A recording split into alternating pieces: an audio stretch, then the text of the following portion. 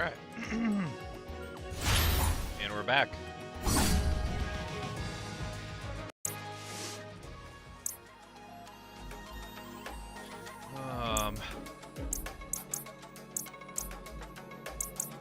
Some of this I can't even do.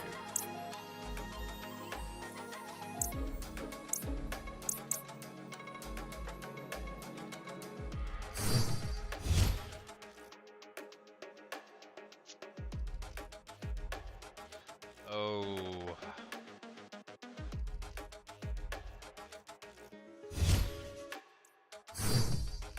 E&E Corp relies a great deal on its maritime supply chain, particularly in the shipment of weapons.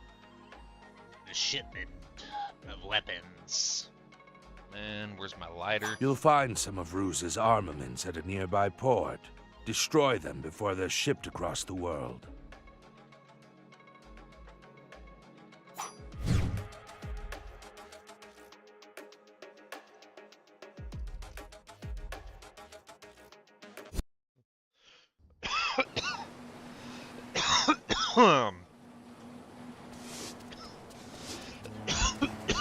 Fishy business near the docks.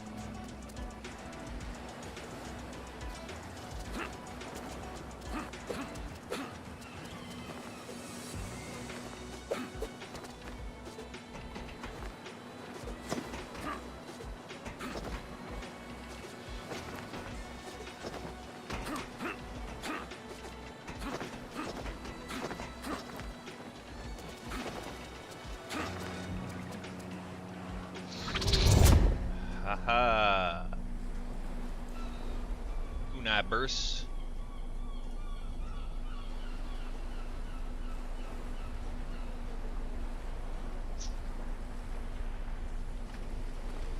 Be nice.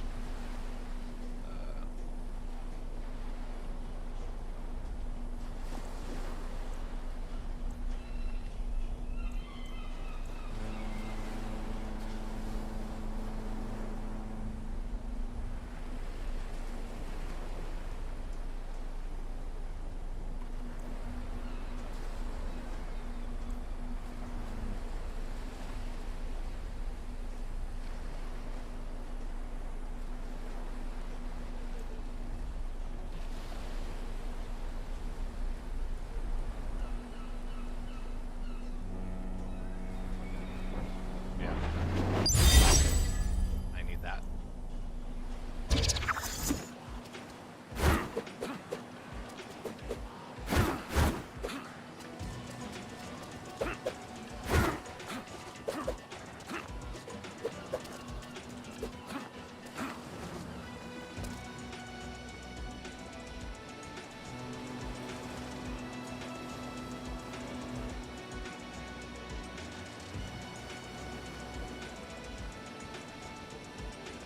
Shinobi? Musashi's made it this far? Step!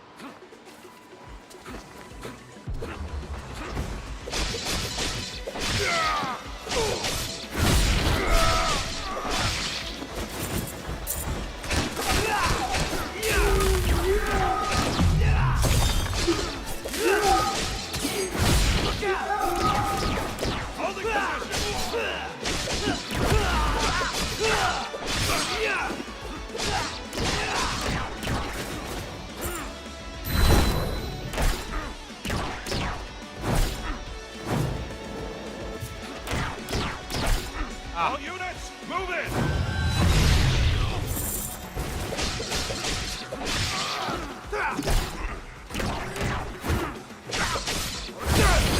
Yeah!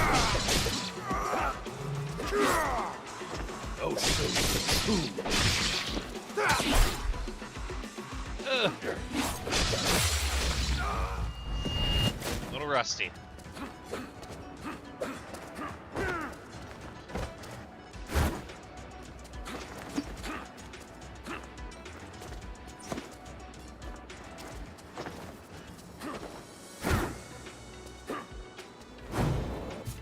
Okay, this is the Ninpo. Circle is...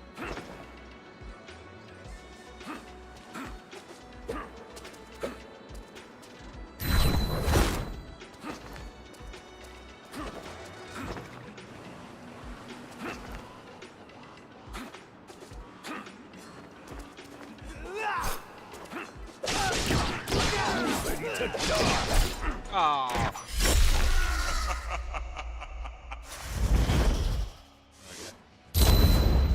I'm just fucking around. Just fucking around until I get into a real rhythm.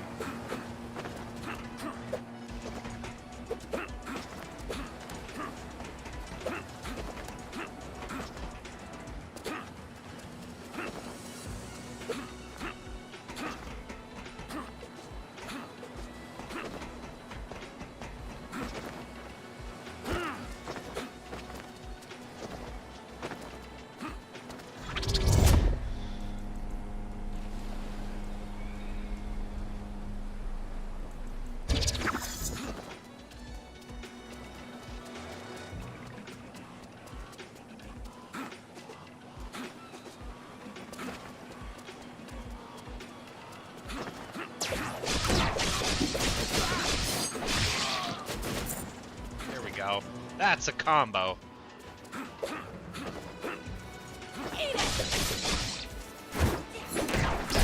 Oh.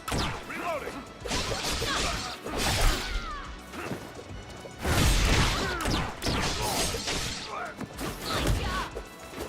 Oh, there we go.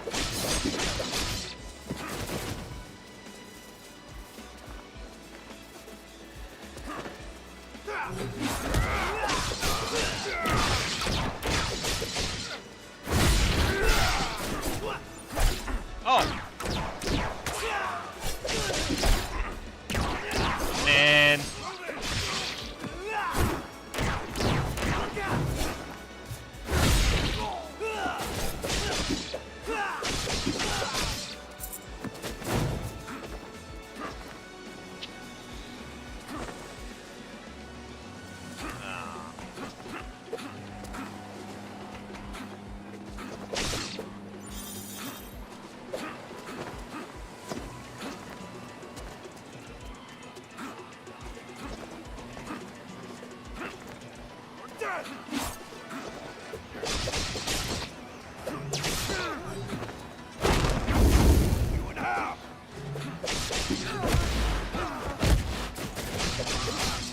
Oh, shit.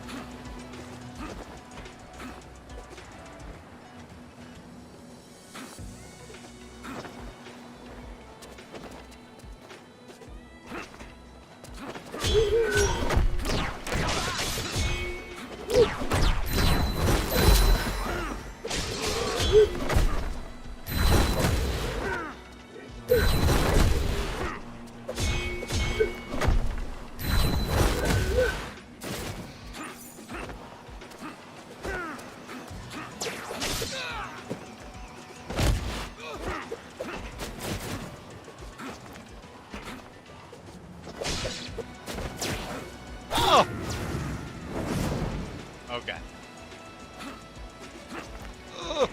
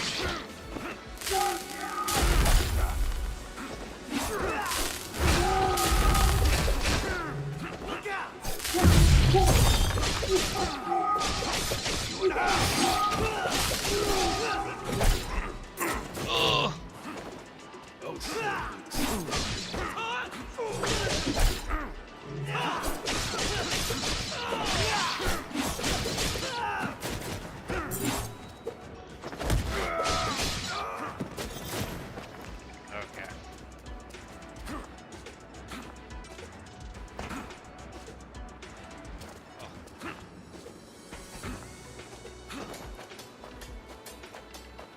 Hell yeah.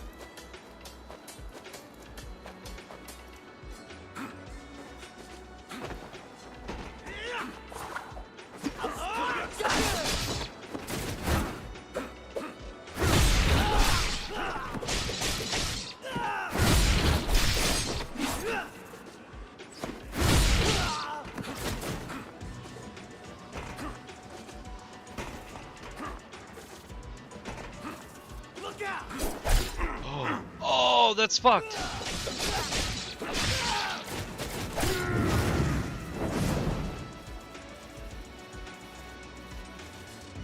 Came back to life?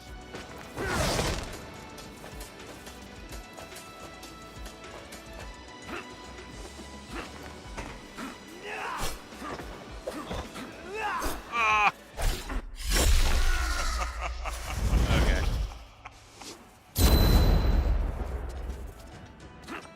I'll split you in half!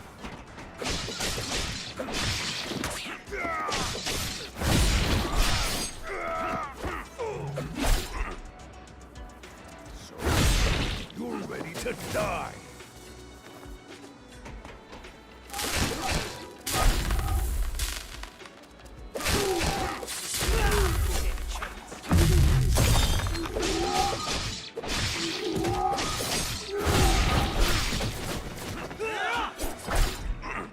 You just sealed your fate!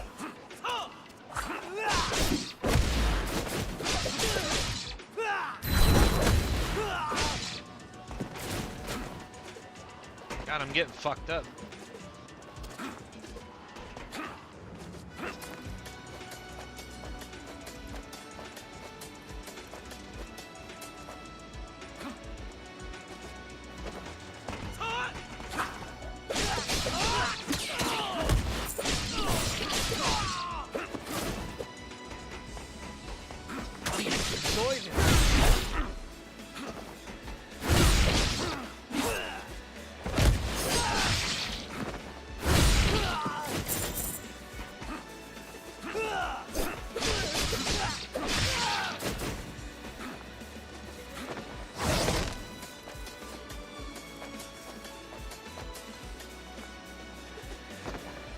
Look out!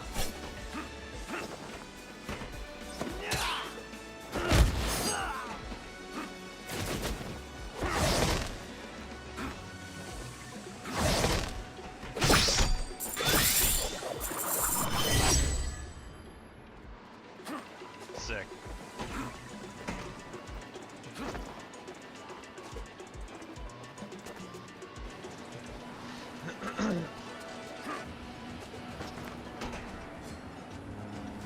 Oh, dude, I'm fucked.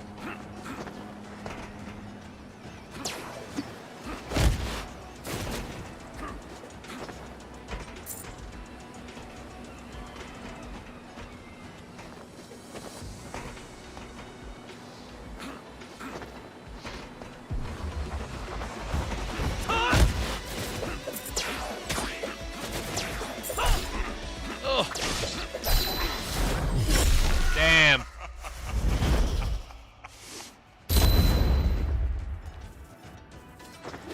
That don't mean I gotta go get all that shit, do I? No. It's already...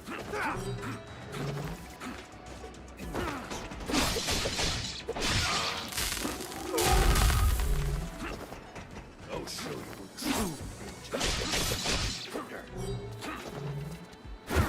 I'll split you in half!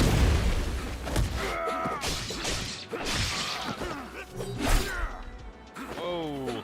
You're dead!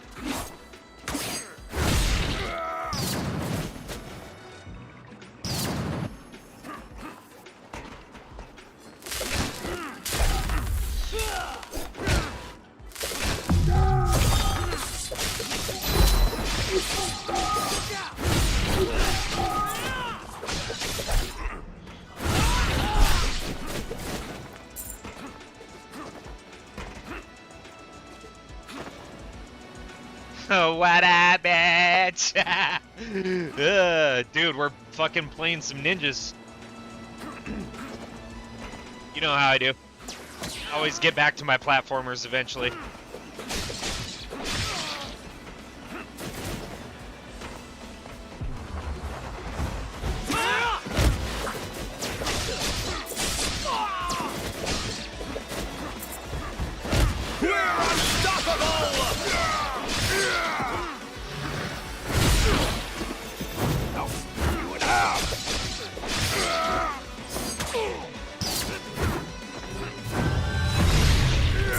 There we go.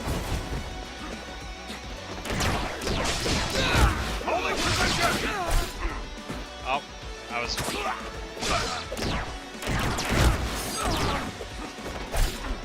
Oh.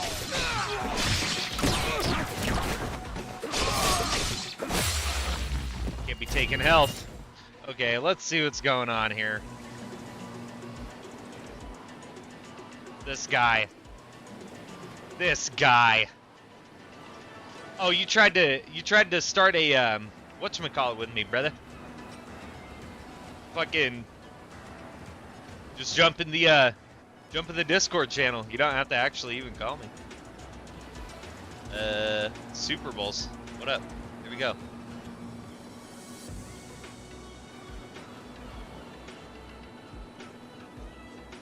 Dude. What up, bitch? Hold up 1 second here. Gotta make sure. Alright, now we got Zero Chill in the fucking stream. What's going on, everybody? Mic check 1 2 1 2. Mic check 1 2 1 2. Your Discord volume is pretty loud. I might have to actually turn your voice up. No, I'm super low compared to your voice, dude. Compared to mine? Alright. Yeah, I had to mute that because I keep hearing it twice. Hold on. Don't say anything. I'm just gonna talk.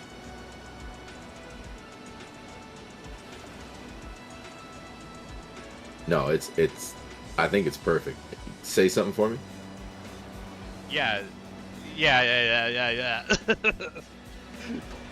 Check one. Yeah, I might had to have increase your voice volume in the actual Discord channel too. Because remember, I'm running this on my PC, right? So.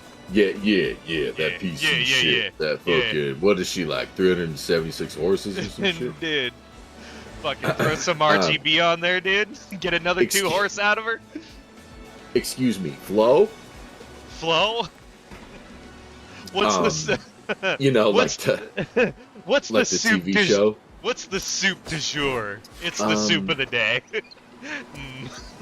I think I'll have some of that. That sounds good. I'll have that. Oh my god. Classic. Dude, I was watching, I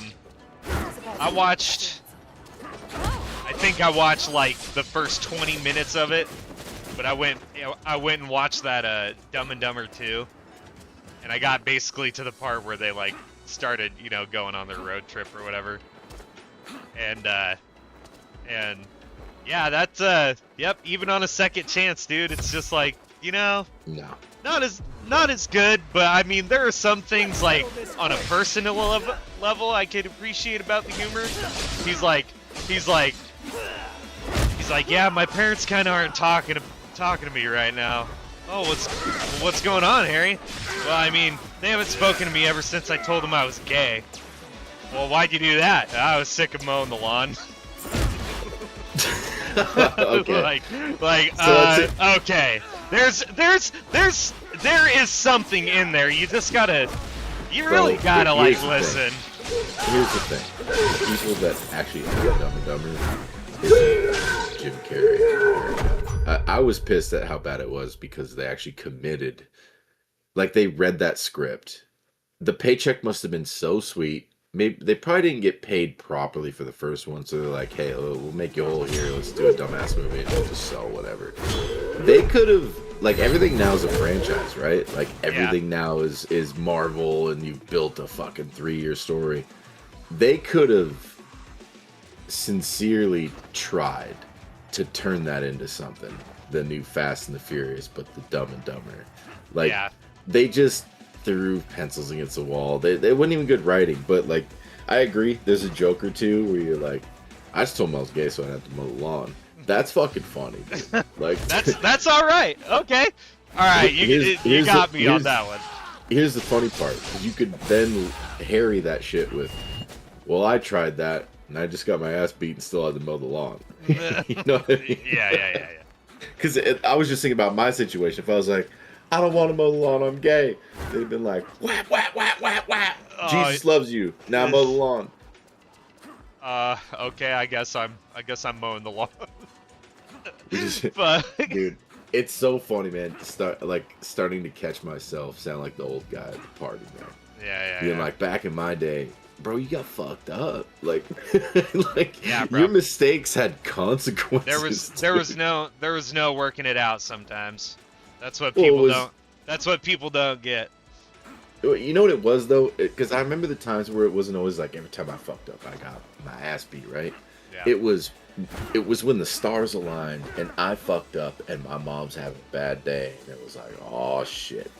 Because I remember some days I fucked up real bad, expecting like this huge ass whooping. And she's like, you know what? Shit happens, and you're like, wait, what, bitch? Wait, what does that mean? Hold on. You kind of get like more scared for a minute. You're like, oh, dude, like wait. She's got a bigger plan. Like, like, oh fuck. Yeah. Oh no, you don't got to worry about it later, because we're gonna make this psychological this time. Bro, and it's funny too, because like in a comedy bit I have to give my mom credit for establishing as much authority as she has, because the best thing a woman has is, hey, don't make me tell your father. She'd be like, I'm gonna tell your dad, and he'd be like, good, get that child support, and finally maybe you'll answer the phone. Like, she never had that card to be like, I'm gonna get your dad. She had to fuck me up. And I'll never forget my last ass whooping, dude. I laid over her legs with my hands under my chin, both of them just sitting there like I'm on a beach, and she's going to town, and I'm not reacting at all. And she looked down and realized I wasn't moving, because she whooped me so much, dude. Like, I don't feel that shit. And then that was my last ass whooping. If you show no pain, they don't actually care. They think that the more you cry, they're like, oh, he's really learning the lesson now. Like, no. It's like, I mean, no. My ass hurts, but I don't see the point in why that had to happen. Well, it's what their parents did to them. You know, there's a lot of things like that, like where like all I can do is sit back as Uncle Mike and watch my best friend and his wife raise this kid. And you're gonna sit there and go, like, you're gonna see the tactics she brings to the table and the tactics that work. Like, yours wasn't probably so much physical abuse, but verbal abuse was huge. That's why you have a good sense of humor, because you had to learn how to take that shit early. People fucking yelling all the time, you know what I'm saying? Just like, god damn, bro. Yeah. Like, fuck. No, I get it, but I might yell, but I'm never actually like yelling at anybody. No, really. You don't yell. You're loud. Dude, I'm just loud as fuck. That's all there is. Yeah, like, if you're to the point of yelling, you're either like strongly debating, or you're silent, and you're in your mind rearranging his face. Whoever you're looking at, you're like, dude, I have to do it in my mind, I'm beyond words, dude. I'm in my mind. You let me have this, but I'm telling you, you make one small little fucking jab at this point, dude. Especially if I have to warn you. It's like, dude, don't push me.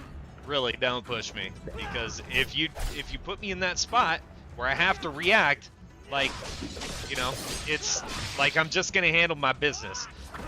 It ain't personal. No, for sure. Like, you don't understand. Like, I'm super excited for my niece, dude. But like, I'm not really gonna get excited till 20 years from now, when I'm 75 years old, and I'm like, listen.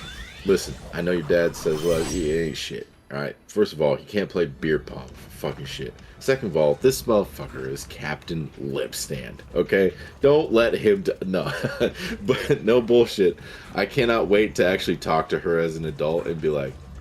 Just tell her all the fucking dumb shit we did, but at the same time be like, you know, you got a good pop. type deal. Like, Yeah. she's Fuck got yeah. she's got two good parents, bro, which is something we never had. It's fun. Yeah, man.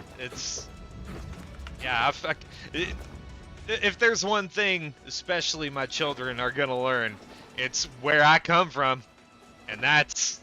You guys are gonna learn that through my methods and my storytelling.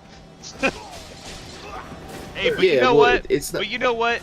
You gotta keep it. The biggest thing of anything, you gotta keep it real, and you gotta be smarter and smart enough to make your point. Like, Correct. you can't just go fucking swinging your fucking arms about. You know what I'm saying? Well, it's not just that. It's like, okay, like, I know I'm not a parent, but I've had a lot of really good friends have kids, go off, do their thing, you see their kid come back, yada yada. Listening to you say, like, I just remember a lot of yelling. Like, the reason I said comfortably is because I know that if you and Emily, like, find yourself in a position where you can't communicate properly, that you know better than to do it in front of the kid. Like, he'll have it better in ways. Like, there's no need for the kid to see da-da-da. That being said, you're going to do your most damage when that kid's like 2 or 3 and becomes a sponge. Because not only is she going to look up to you like fucking crazy, she's going to mimic your ass. You're going to have to start being like, look, I can't have the kid around me when Uncle Mike's here, because I say some shit that you don't need to be learning. Dude. Yeah, and that's what I'm saying too. It's like, you know, I think about uncles and stuff like that, and I'm just like, dude, God, I remember hearing "Don't tell your mom or dad" a lot, dude. Just like, hey, like, we're hanging out. We're hanging out, me and you. This is a me and you day. We're gonna do all the shit that you're not able to do right now. And I'm like, all right, fucking, well, let's see it, dude. Some of my uncles and my cousins, like some of my older cousins, you know, they did make a point to, like, step in when it was especially important with something usually pretty cool. Very good memories. So it was like, you know, kind of like in a metaphoric way compared to your physical aspect. I basically, like, you know, when I had that waiting for me, and I learned that I had that kind of stuff waiting for me, I realized it's like, yo, man, all these motherfuckers are screaming around me like wild animals. I don't, like, one day I ain't even gonna have to deal with this shit. Well, yeah. Like, this don't do anything anymore. Why am I reacting to this shit? This is way smaller than me, bro. Well, in nature too, right? Like, the reason you and I are so loud is because we always felt like we had to fight for our verbal place. You know, like, it's the older I get, the more I love history and the more I love nature. Because the faster you understand nature of characteristics, gender, like all these variables that give you information based on just what they are. You know, like, men and women are different. Would you agree that men and women are different? Oh, vastly. Okay, so how can we be different and equal? That's why the conversation, you lose me at women, they're equal.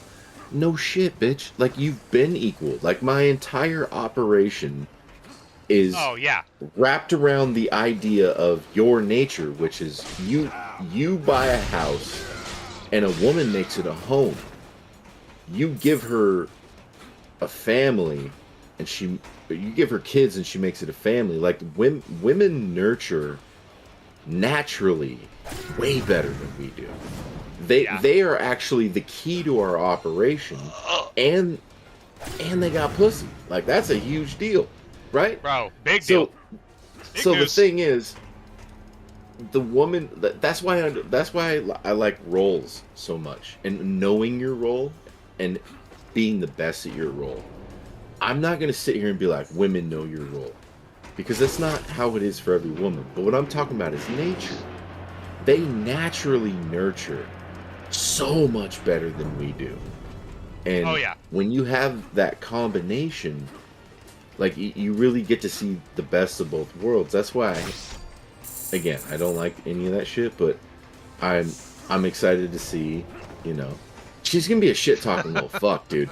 She really is. She gonna take a car. Best of them. She gonna go on a car ride with me one of these days. I'm gonna be like, oh shit, look at the bridge, and she'll be like, oh shit. I'm like, Oh shit! No, wait. All right, wait. so shoot. Here's what's gonna happen. You and me, we're going to Olive Garden, and we gonna talk about how you can say it in front of your dad because he'll forgive me, but don't say that shit to Mom. Oh shit! No, Don't not say shit. that Bro, I love that role though. You know what I mean? I'm Uncle Mike. Yo, kid, dude. you can't be saying that shit. Bro, the uncles are the best ones. It's just like, hey, here's $10 and a bunch of sugar. Don't tell your mom because she's pissed off. She'll be like, okay. And she won't. But be like, you can tell your dad. You know what I mean? I do this. It's like, you can tell your dad. Dad don't give a fuck, dude, unless you're doing some shit that mom's so pissed about that you gotta whip some ass. And then mom's like, so, you know, at least shared something with me that Uncle Mike told her. Like, where'd you get that candy? Where do you... Uncle Mike? And she'd be like, damn it, Uncle Mike, damn it. And I would be like, well, you really gonna fault me for doing my job? My job is to spoil them kids, dude. The uncles and the aunts are the only ones who get away with it, so... Bro, it's the best role in the world. I get it. Dude, I remember the Christmas after. So Danny, you know, fuck it. So my brother shows up to my house, and he's in tears. He's got a black eye, and he's like, my girl cheated on me. Alright, bro. Did the whole nurture thing. Fucking let emotion settle, put in logic. Alright, here we go. What do you think your next move is? Well, I want her back. Okay. They get back together. She comes to a Christmas, or oh no, Thanksgiving. And is like, oh, we're family. And I'm like, no, bitch. Like, I never got my apology. My brother may forgive you, but I don't. And Yep. She said whatever. Tried to do that whole show. I was like, okay, I know what I'm gonna do for Christmas, dude. And you know those microphone things we had when we were kids? This wasn't the same thing. But you remember when you yelled at them and yelled in them and they echoed? It was like, no. It was just the most annoying toy you could think of. I got all of her kids the most annoying shit in the fucking world. Oh, and yeah. she, dude, 2 Christmases later, she's like, yeah, we throw all your presents away. I'm like, I know you do, bitch. Because they're built to annoy you. That's I hate that motherfucker. I hate that bitch. I hate that bitch. That's my mammy. Bro, you gotta let your brother make his own decisions, but that don't mean you have to like that bitch. No, that's not why at I all. love the fact that I like Emily, man. I don't have we don't have a lot of time, but you know me. I'm reading people. I'm trying to. Yep. I'm trying to see. I gotta figure you out, like real fast. Oh yeah, because that's my boy, dude. Yep.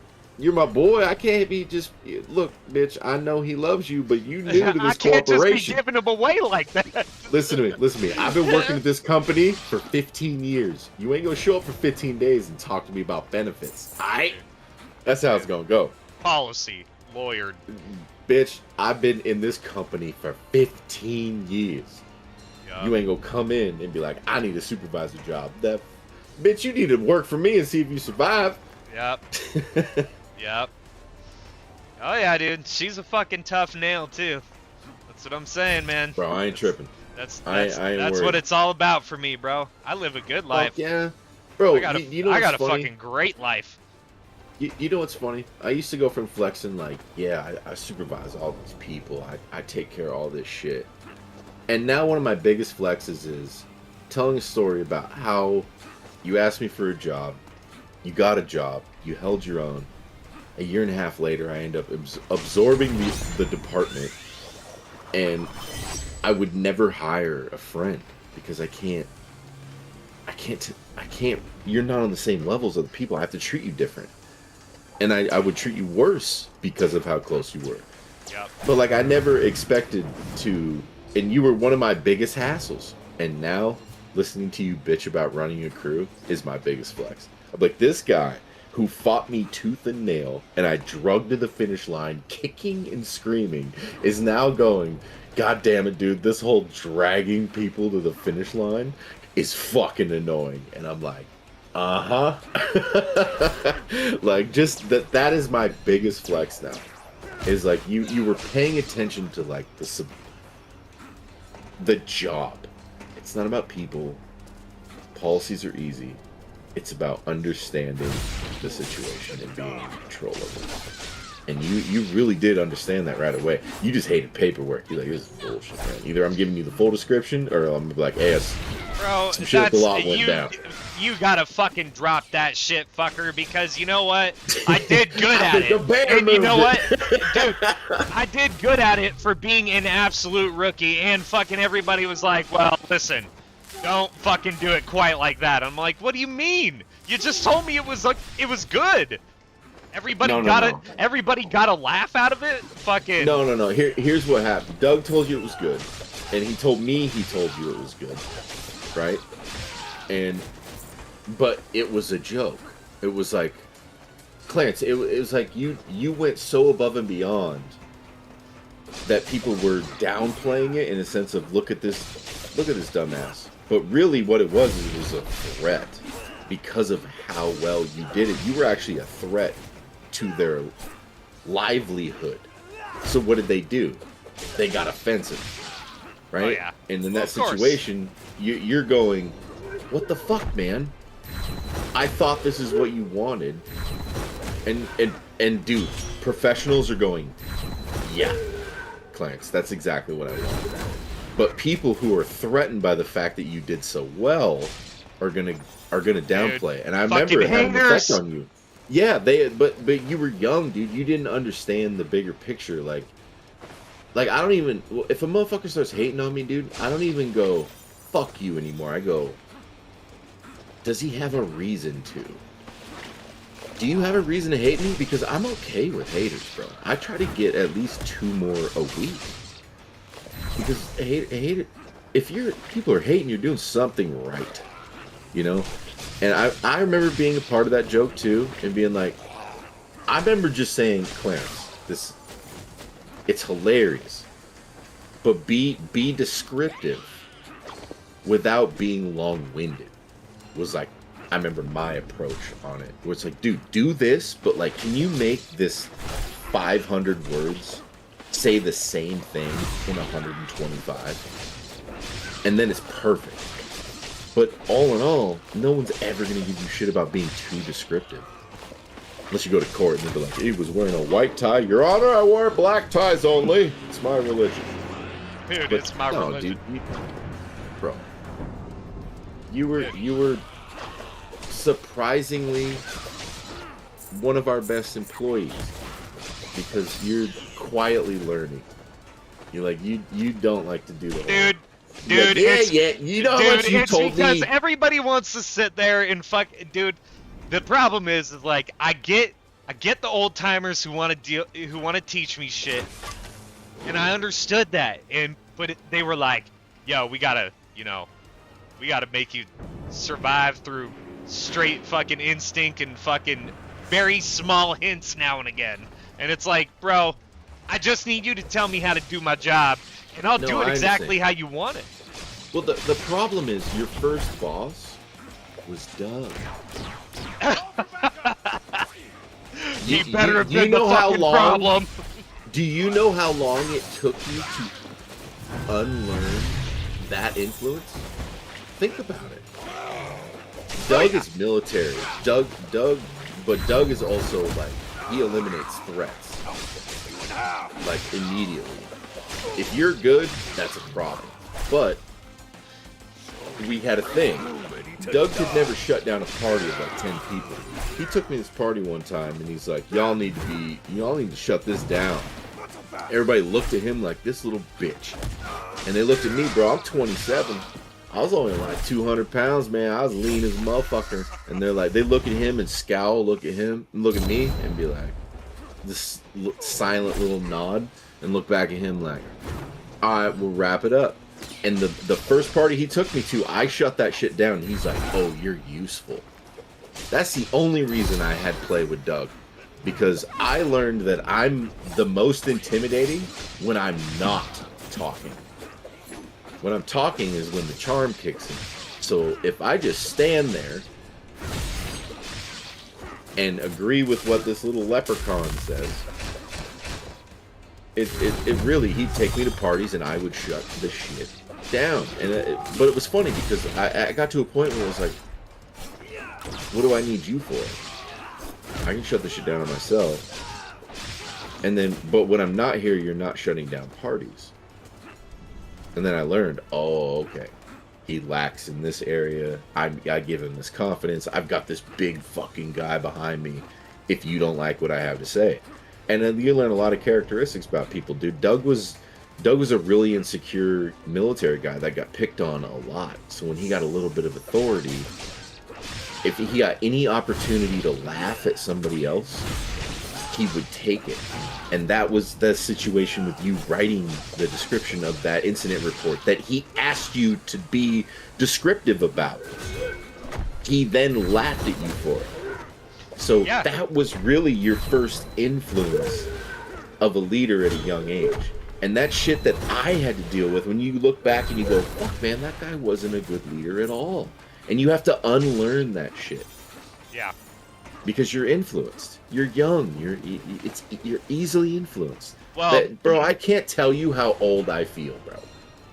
Dude, it's more of like, I don't know. It's like I was given instructions, and so. And then you got made fun of for it. As someone who doesn't know any better, you took a chance to, like, exploit, like, the way that I would try to do this on my own with no help, and. You know, I got that shit. Dude, I got that shit a lot there, and I ate it because I was like, you know what? All I'm gonna do is do what everybody else here does, get in a fucking office chair, and then I'm gonna leave. Yeah. Well, dude, and again, that happened during your first year. And you were also under a lot of pressure where I say, hey, man, like, dude, to this day, I mean, short of the people I've hired, that's different. Short of the people I've gotten hired, like, I'm not even in the department, and I go, hey man, this dude's gonna apply, he needs an interview, and if you see what I see, he'll be good to go, he's ready to roll. You were on immediately. I had pull outside of departments, you know what I mean? Yeah. Like, but when you came in, you were the A+ student.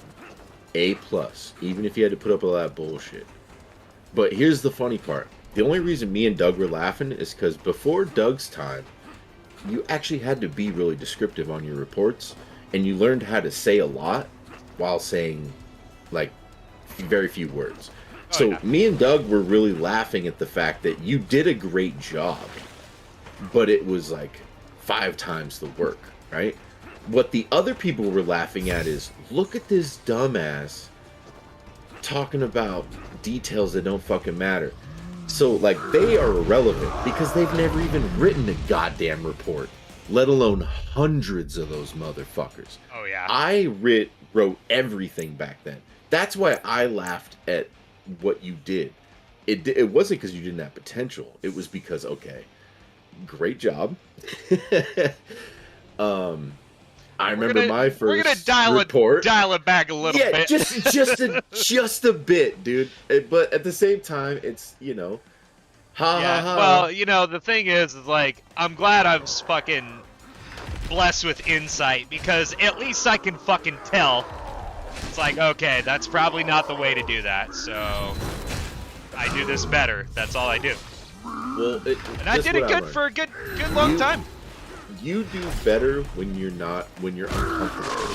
I think that's one of the biggest things you and I have in common. You know, like, I was talking to Terrence, and he's just like, I'm just really uncomfortable in, like, social settings and all that shit. And I'm like, bro, I saw 3 schools a year for a few years.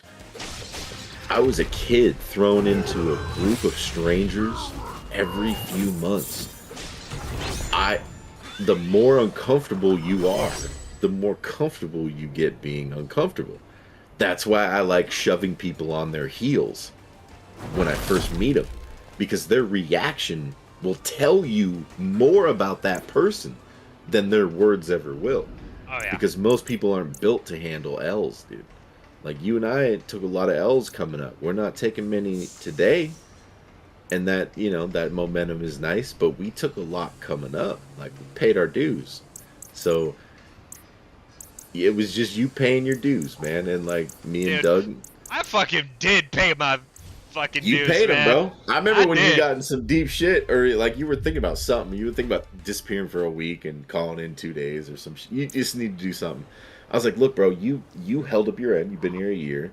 It's on you. And you're like, hell yeah. And once I let you off that leash, dog, it was bad. You were like missing shifts. Doug's just bitching about you.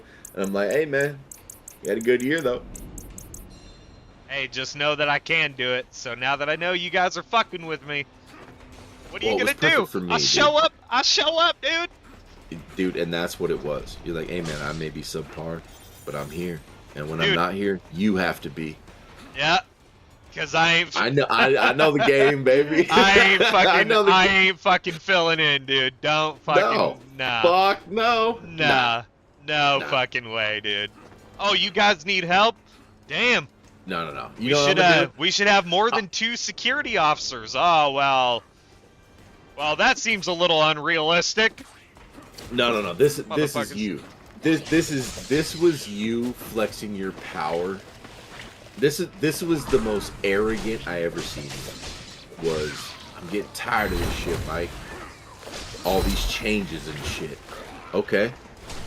So what do? I don't think this is for me. Okay. Clarence leaves in March. Comes back in October like, Mike, you got any positions available? Like, bitch, you called out for the summer? Bro, the summer. But that's when I seen you at your most powerful, because you knew that you were gonna take your licks, but you were gonna get that job. You know what I mean?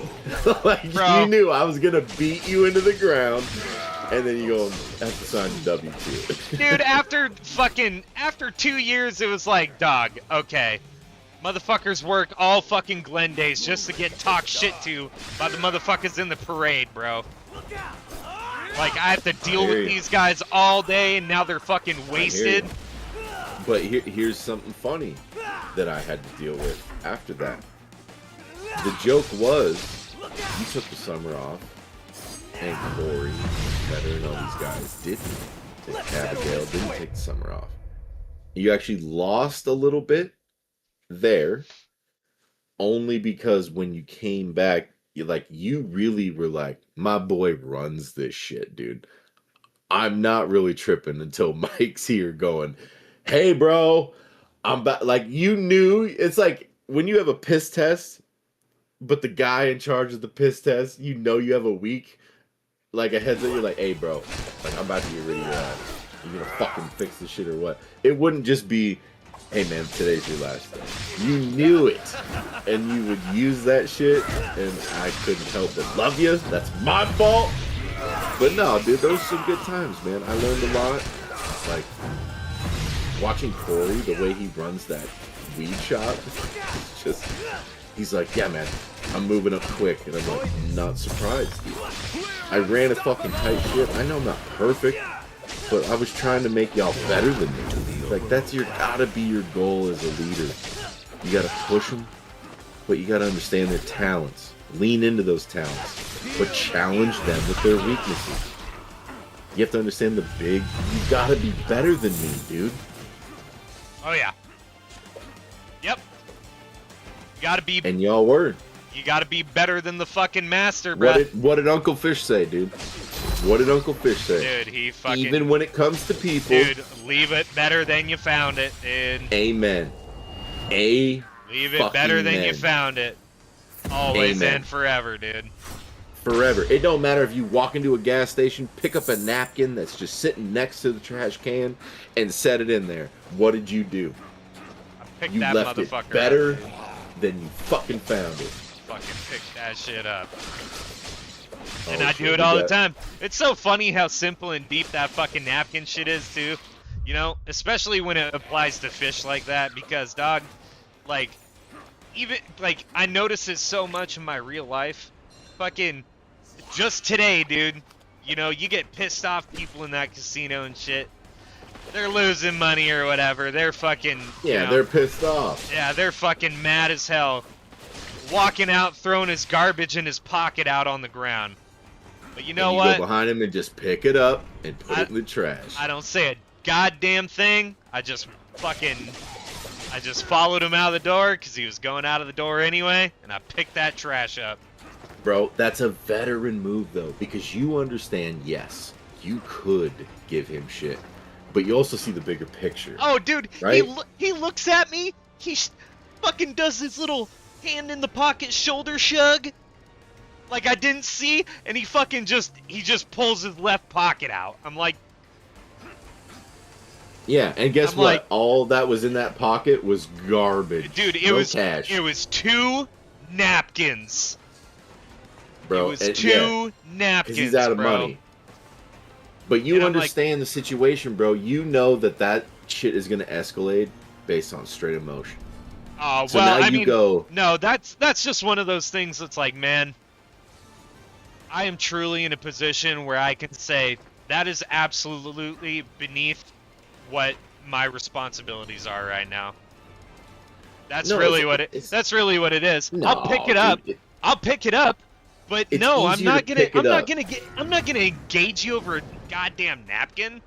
Yes, but you understand that's what I'm talking about. You being a veteran, bro. Because you would originally go. Mike told me that if you throw trash on the ground or I see you littering, I gotta do Section A of Section B.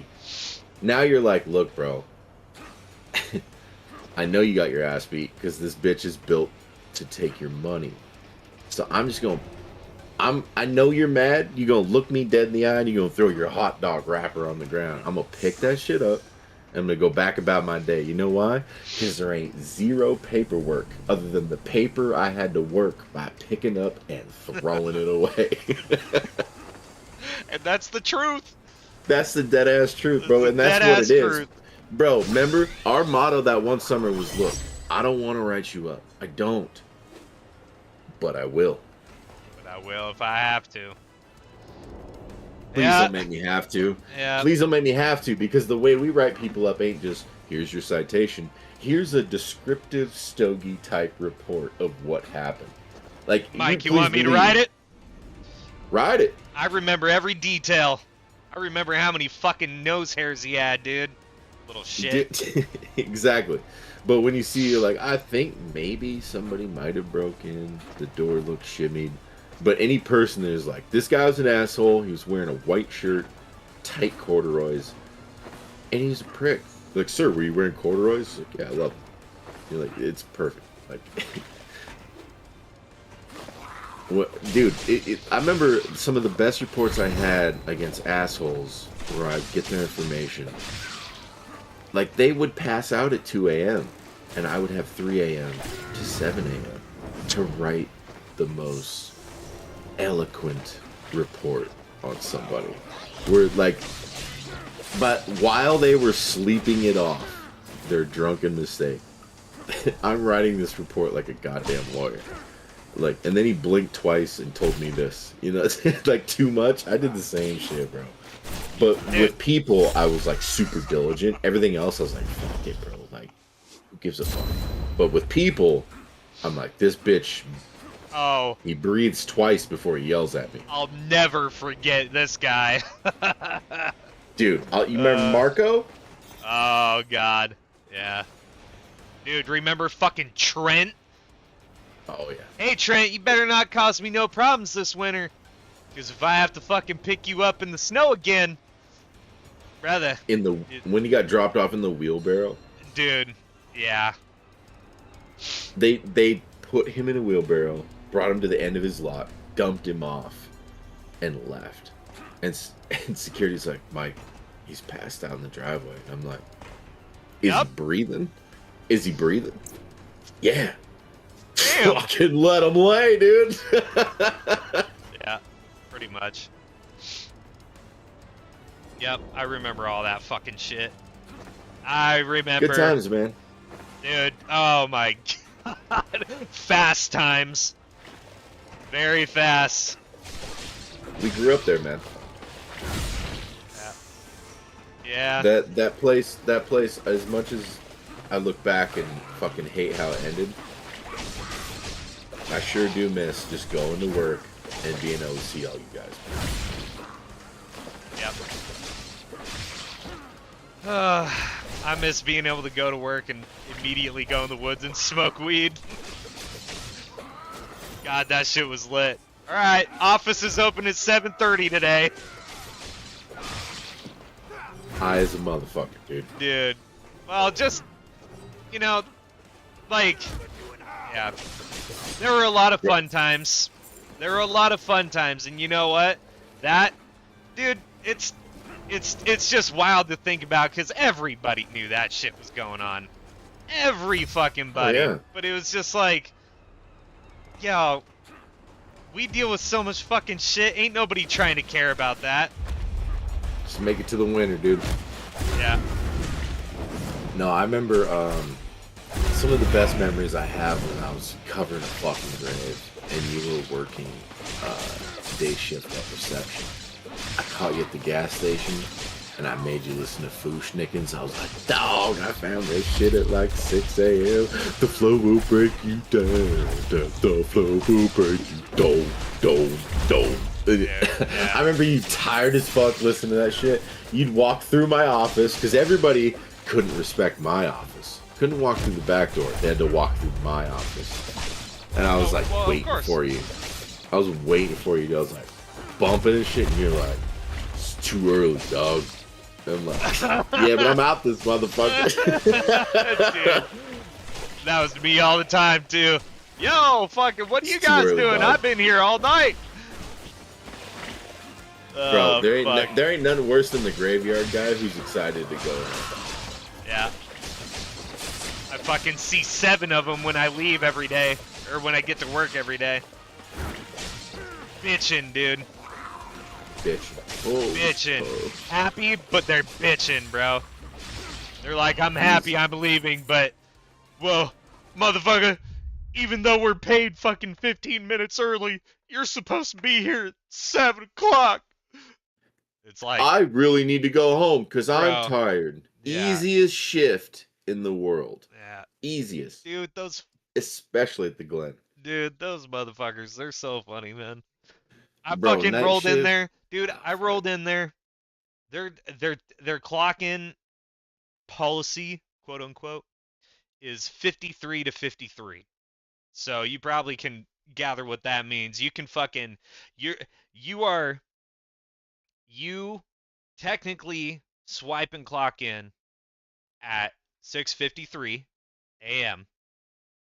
but you also clock out at 2:53 p.m. You know what I mean?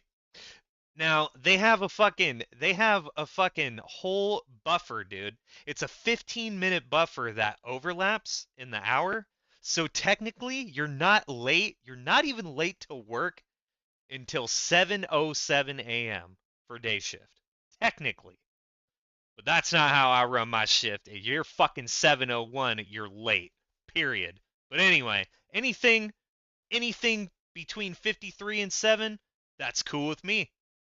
I fucking walk in and I clock in and I'm literally like, I need to go get my badge. I clock in 55. And this fucker, while I'm grabbing my radio, he's like, some people don't have no sense of time getting their temporary badges at the last minute. And I wanted to just be like, motherfucker, it don't matter if you got here till quarter fucking after almost. You're getting paid. You're paid from 7 to 3. That's like in my head, you know? You're These on people, the clock. dude, you're on the fucking clock. Technically, you're not supposed to clock out till 3 o'clock on the dot, but you get to leave 7 minutes early and get paid for it. So shut the Correct. fuck up, you little shit, dude. No, it's funny you say that because Dude, Mitch was having... tripping on me on that shit. Bro, because like I actually helped Mitch with his department, you know, having like he's like, my guys are really good about diligence, whatever, but the Yeah. guys that show up early want to clock in early. And if they can't clock in early, they show up like at the last minute. It's like, well, none of that really matters as long as they're consistent. But helping them understand that graveyard shift, swing is ready to go home. Day shift, graveyard is ready to go home. And swing shift, day shift is ready to go home. And like the role's bigger and all that shit, but yeah, it's just the them understanding. The role's bigger, all casually and shit. Motherfucking peons, shut up, dude. You guys worked till 2 a.m. and shut the casino down. Most casinos don't even close. No, I hear you, and that's what I told like with Mitch and like his setup. It was like, bro, at the end of the day, none of them can actually complain. Why? Because they work 8 straight hours. They don't even have to clock out for lunch. They don't even need a break, but yet if you catch them slacking, they can say it's a break.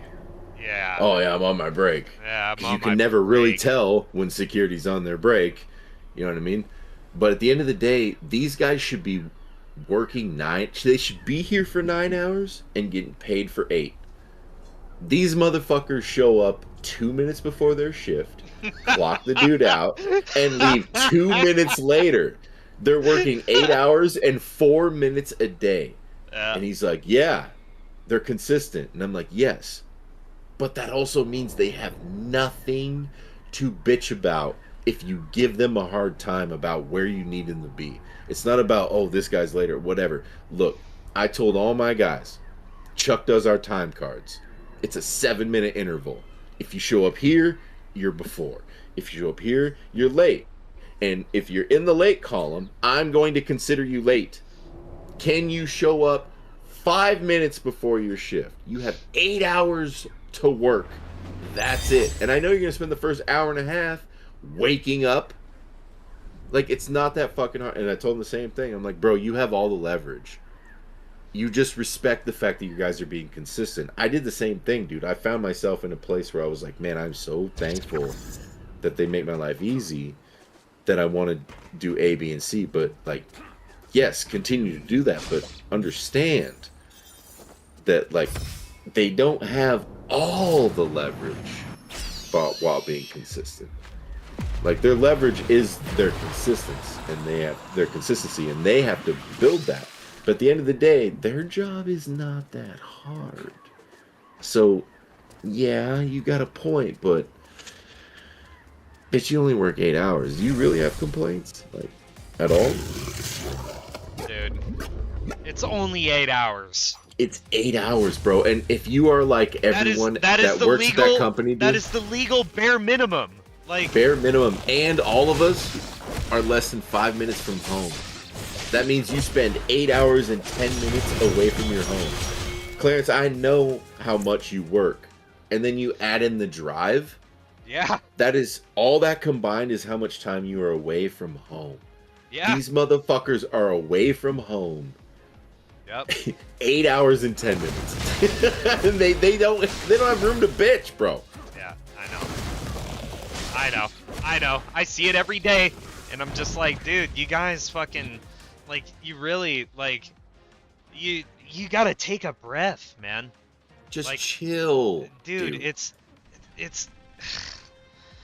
just like, dude, you have the opportunity every single day, so long as we are doing our jobs and making sure things run efficiently. You have the opportunity to leave fucking 7 minutes early every day and get paid every day a full 8 hours, dude. By the time you're on the freeway, with clock in forgiveness, in forgiveness, technically. Yeah, but like, bro, come on, you know what's funny? You know what's funny? And I can say this to you now that you're a supervisor. I've been trying to teach Scott this. I go, look, bro, you have to set. First of all, you have to lead by example. But you set this bar let's say there's a 0 to 100, you set the bar at 75. Because you know that naturally people are going to reach that goal, and then they're going to fall down a couple layers. So if your goal is to just get them to do their job, and they start doing their job consistently and gain confidence and can do it in their sleep, they're going to fall down a couple levels below the level of expectations you actually have. So if you raise the bar higher than the expectations you have, when they get accustomed to being that good, their natural state will fall them down 2 layers, and they'll be above what you were doing before on that level. You know what I'm saying? Like, people are gonna fucking go in, accept the challenge, do the challenge, and then they're gonna figure out ways to be lazy. That's what you're up against. I don't care if you're lazy, if you're the most efficient guy I have on my crew. You know what I mean? Like, Corey was, he wasn't even the laziest, but he was like, I'm gonna take this here, here, and here. But he did so much for me. He's like one of the few people I ever gave power to, and it didn't go to his head. Like, Corey's the kind of guy you would want running the country. He's a good man. You know, he really is. He's humble, but at the same time secure, you know, and all this shit. Yeah, super Canadian, I know. What? Yeah. You didn't know that? What's the joke? No, Corey's Canadian? Corey's fucking dad is Canadian, bro. So he's African. That's not the same.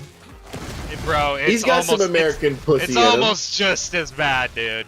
He's got some American pussy Fucking little in him. tattletale. Bro, Clarence has a handgun. It's like, dude, come on, man. There's bears and shit out here, dude. Bro, all of them had to grow up. Dude, like dude, come you on. think? First of all, I brought my grandpa's to a 25 under my seat every day, just dude, in case. I know. During COVID, I brought that shit in the truck, bro.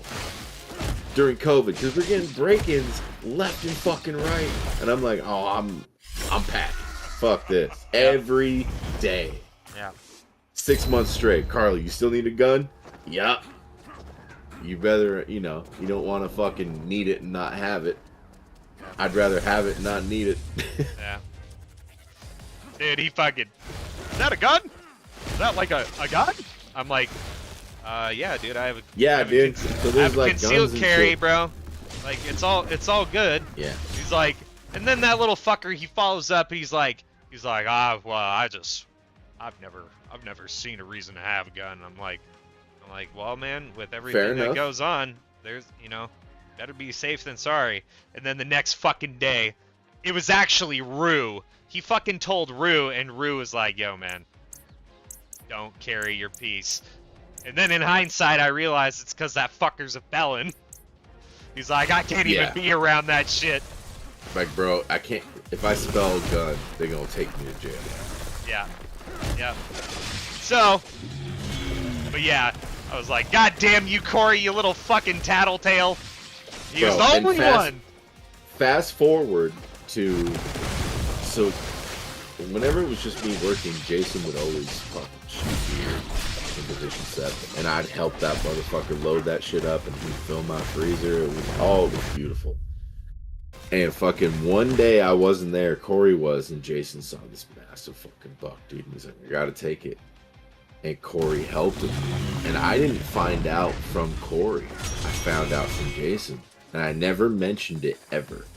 I was like, give him the opportunity to bring it up to you and see if it ever happens. That shit. And he never did. I was like, oh, this little motherfucker would hide shit from me. He's beyond the point of...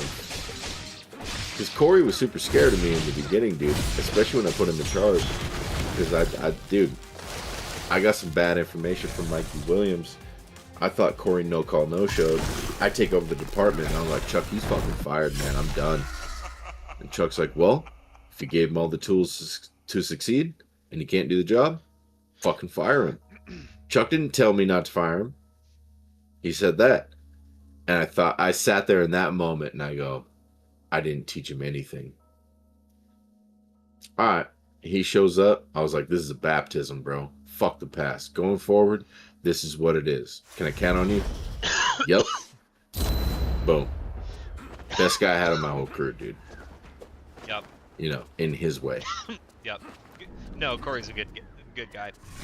I truly do love Corey. Even though sometimes he's a little bitch, but that's okay. He's not anymore.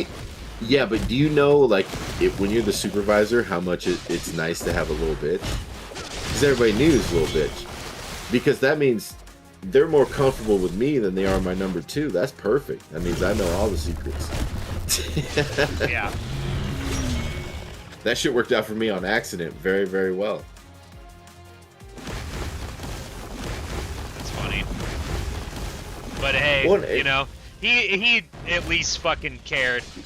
He cared in his own way, and it's like I can admire you for that, bro, because you know, when he was talking about doing that, like going to work for you, bro, I was one of the people who was like, Corey, he had a man-to-man with me, and because he's like, you know, he basically was expressing to me at the time that, you know, he's the only way to do anything and get anything done is by being in charge.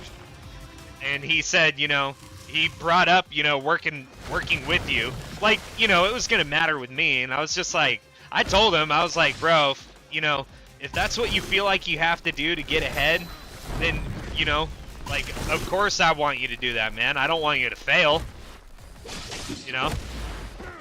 And that was right before he went and, you know, went to work alongside you. Because I basically told him, I was like, bro, he didn't ask me, but he was basically like, dude, like, you know, you've been here for a while, and like, you know, Mike, you're not gonna step up and like, you know what you're getting into. You know, and I was just like, Corey, I will, I think one day, but I honestly, I know I can't pursue that right now. Like, if you want to pursue that, dude, go ahead. That's not going to offend me whatsoever. I gave him respect on that. I was like, you know, I appreciate that you would, like, tell me, because Mike is my friend, but, bro, like, this was like, obviously, you know, on, like, the tail end, right? But it was just basically like, you know, if that's what you think you need to do to succeed, then do that. Dog, I made the decision to go work at the front desk and take a pay cut because I know, even though it might not be profitable here, I will be able to take that on writing somewhere else, and someone is going to love that. Well, you were planning your exit too. Well, I mean, yeah, man. Like, that was cool, actually. I remember that now, because we talked about that at work. Oh, I know. Because Aaron was really worried, but me and Chuck weren't. And me and Chuck ran that motherfucker, dude. No. It was me. He goes, Clarence wants... Because the rule is you go in-house first. The guy wants to transfer departments. And he made sure, like... And at that time, too, you were also done working with me. Like, he goes, Mike, is this... Because he knew how much I worked in the office. Mike, is him working in the office going to be a problem? No, not at all. Well, I just don't think it's a good fit. That's Aaron. I don't think it's a good fit. And before Chuck could even say anything, I was like, bro, if we brought a new hire in here, what do they have to learn? Security, maintenance, billing, office. Well, those are 4 big departments. And this guy already knows security. Imagine a phone call. We get 1,000 phone calls a month. Imagine if 25 of them are about RV storage. What, we're going to hire some new guy who comes in and asks me how the fuck RV storage works? No. The guy knows a fucking third of the place already. Just let him sit up front. That's what I said. And Chuck just goes, I agree with Mike. And Aaron goes, fine. We'll move him.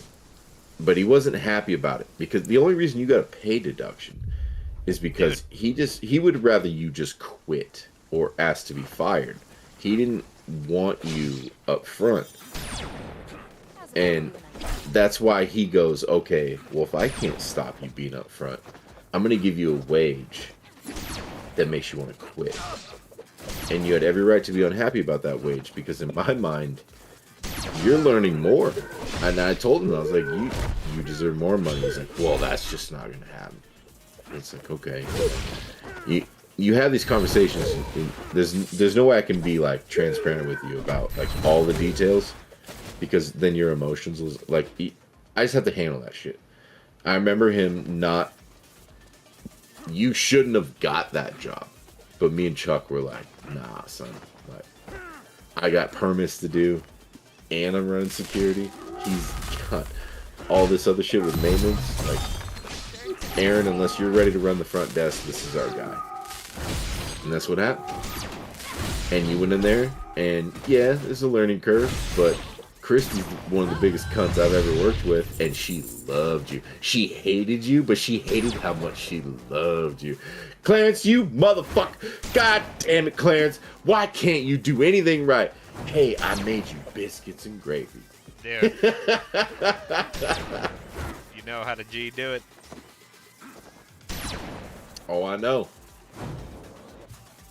The only dudes who get to walk around in this world like pretty girls are the dudes with very big dicks. Dude, big, hairy, and ugly. So it is Well, big, I don't know about big. hairy, It but is I mean, big. sometimes I walk in a room and I get there late. You know what I mean? Dude, I look in the mirror and I'm like, damn, I'm not even in a bad mood. You know what sucks too? You can't even gloat about it, because the guys who gloat about it never have it. You know what I mean? Yeah. Like, you can't even Well, you never get to be like, yeah, that's it's just a basic. big dick. That's just basic compensation, brother. If I anything, know, but like, if anything, I dunk on myself all the time. You can ask my old lady. I dunk on myself all the time about fucking having a small wiener. I do. it's not even that, bro. I'm just It's like, if- I'm just like, dude, that thing ain't fucking. It ain't nothing but itty Bro. bitty and ugly. You want it? I'm like, I'm giving her shit, and I'm giving her a hard time. I'm like, dude, you like looking at that thing? What the fuck? She's like, she's like, I like it. I think it looks good. I'm like, whatever, dude. You're weird. That thing's ugly as hell. First of all, that reminds me of my buddy Lonnie coming up, dude. He had this joke where he's like, yeah, call my dick Tic Tac, because it'll freshen your breath. And the joke would always be, that's because it's small. But he was black, so you couldn't really make the joke. Yeah. And he would tell bitches all the time. He's like, listen to me. You don't want to fuck me. You don't. It's not going to be worth your time. I mean, I'll have fun, but you won't. But this thing is tiny. And they're like, it can't be that bad. And he's like, no, you don't understand. Like, they're looking for doctors to try to figure out how to put something in my dick because of how small it is. And then they'd fuck him, and they'd be like, so, is Lonnie home? No, I haven't seen him. And then he'd be sitting behind the door hiding because he saw her through the peephole. Bro, me and Lonnie had some fucking times, bro. I remember when he was cheating on his girl. This is back on MySpace. You couldn't like fucking. You would just see friends' icons or whatever. Oh yeah. Lonnie goes, hey man, if you and I have the same profile picture, like the exact same profile picture, and we make comments on shit, she can't tell if it's me or you. So we did that. He would go on other girls' pictures and go, damn baby, you look fine. And then when Darcy would read it, she would go, you motherfucker. And he's like, no, that was Mike. And I was that guy to her. Dude. She hated me. He would cheat on that bitch, and I'm sitting there just like, that's my dog, dude. that's all I know. I'm 19 years old, bro. This is 21 years ago. Yeah. This is insane time ago. But, bro, we were running and gunning at 19. What do you want from me? That's my boy, dude. That's my boy. Yeah. My boy wants to cheat on you. I'm sorry, bitch. I like you, but don't be cheatable. My boy needs some strange, dude. Fuck.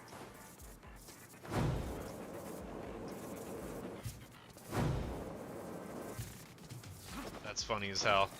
They call my dick Tic Tac, bro. Hell yeah. That's where we came up with, dude. Lonnie's in like 7th grade. we were smoking weed in like my mom's car, and we came up with the term African American because that was him, dude. He was black as shit, but boy, he was white as fuck. That's funny. African American, bro. I used to fucking steal my mom's car, go pick him up. Like, as soon as she get home drunk from the bar with some fucking dude, I'm like, I'm not sitting in this house. So I'd steal her fucking keys. And I go to Lonnie's house and I pick him up and we just drive, dude. And I just be smoking cigarettes like, fuck, this shit sucks, bro. Drinking beers, whatever. And I'd be like, you want to drive this motherfucker? And he's like, fucking 14.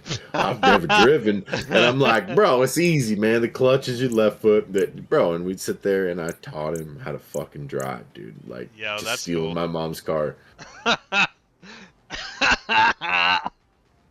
Oh, Bro, fuck. bro, you ask him, you see him. The night Mom brought Steve Orrin home, the fucking carver, she pulls in and I'm like, what the fuck is he doing here? And she goes, me and Steve are sleeping together. And I said, oh yeah? And she goes, yup. Because she would bring home dudes and I was so mad at that point, I'd just try to fight him, throw bottles at him and shit. Like, get the fuck out. Protecting my mom type shit. And I was like, all right then. And Lonnie's standing right there. And I was like, all right then, I'm taking your car. And she goes, yeah, whatever. She had a full tank of gas, bro. Oh, That bitch fuck. came back with less than a quarter. I drove 100 miles in like a 10 square mile radius. Just fuming. Because I didn't want to be at home during that shit, dude. Like, it wasn't... Oh, dude, no. Yeah. You know what I mean? Yeah, I get that. Yeah, fuck all of But, that. bro, I taught Lonnie's ass But how don't to fight your drive. ass. Bro, I remember I fucking hit this one dude, like, get away. And he fucking whopped me, bro. And I was like, yo, that's a grown-ass man. For real. He didn't even hit me in my head, and I went flying. Dude. Hey, but that's how you show people what you're made of, bruh. Is that motherfucker? No, that's why today I sweep the leg. It's Yeah. really efficient.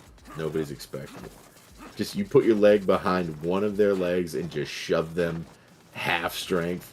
They go flying, dude. Dude, that's why I always, if I have to talk to anybody, dude, it don't matter if I'm in a group or not, I always have 1 foot backwards, dude. I always have my feet fucking spread apart, dude. Stance the fuck up. Situational preparedness, bro. Yeah. Yeah, that's gotten me a couple times in my day. We're so old now, saying dumb shit like that. Yeah. Dude, for real though. I mean, I won a few, but I lost a few. For sure. Well, that's how it goes, dude. Someone's broadcasting on this channel. It's Nope. coming from an E&E Corp. Oh, yeah. base. They would fuck with me too, and I'd be like, Is it I'd just time like for us finally to one day I'm like, all right, I think I've had enough of this shit. And then the growth spurt hit, and then it got even, you know, Yeah. it just kind of Well, went first you start downhill fighting from back. there. First you start fighting back, and then the growth spurt hits. Because you be fighting as you be growing. And Well, dude, you get fucking, you're that little, and you get young, and you're young, and you fucking get pumped full of adrenaline. Dude, I don't know. Like if you're a small kid and you get an energy shot, I think that activates that, and it's oh just yeah, like it's Captain Planet, baby. yeah, dude. Fucking straight About to He-Man. see this I have the fucking- power shit. Bro, you about to see the Tsunami? Shit. It's a son of me. What'd you call me? Oh, Tsunami. Tsunami. Is that a fat joke? Dude, where are all these motherfucking clowns at? Which ones? The only ones that hang out in this fucking Discord, dude. Everybody's getting food right now. I was about to make some burgers myself. I just saw you streaming. Thought I'd come say hi. Hell yeah. Yeah, that's the shit, dude. Glad you can come and Sashi, welcome. fucking I hope you enjoy crash your my final stream. visit on Appreciate it. E&E Corp You property. kidding me? Don't bother wiping Always your a good feet on time, the man. way in. Dude, it's always a good time. Always a good time. I think I might actually change over on the stream. Maybe, I don't know. I like this fucking ninja game. Dude, it's... You love that button masher. Dude, I like platformers. That's what I like. Like, to my core, my favorite games are these fucking little 2D platformers, dude. They're so fun to me. Dude, growing up on the NES and Sega, brother. Never forget. Amen. Dude, it was the shit. Oh, okay. The ocean will devour you. It's just whole, there's so much Shinobi. fucking... There's so much... Like, I had, like, all these games when I was a kid, too. So to see him Attention bring, all forces. like, you know, Lock down the be modern... entrances. It's real cool, man. They made a modern sequel of that shit, and it looks Musashi must not incredible. reach the deeper levels. See, No I matter what. like the gaming history shit too, you know. I know you do. You like the lore. Dude, I fucking love it, man. So interesting. This shit just been, dude. I wish I was smart enough back in the day, dude, because this fucking, you know, I was thinking about this little retrospective here, and like when, you know, when I was collecting all these handheld games and shit, I was thinking to myself, like, dude, one day I'll be able to actually immortalize these, because I'll be able to actually, like, you know, Bro, you don't... I'll be able to put a save on a fucking supercomputer or something. Well, and now yeah, it's but just like a memory that's like our stick. grandparents and shit being Yeah. like, oh, you can record video and shit. Like, Yeah. yeah, sure. You always look back and go, oh, I woulda, coulda, shoulda. But like Colin, fucking, bro, he had like 5 or 6 first edition Charizards, and he had a house fire.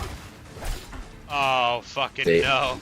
Gone. 5 or 6 first edition. You send them in, you get them minted. Nah, no chance, bro. Dude, that's You out. crazy. Oh, brother, it could be millions.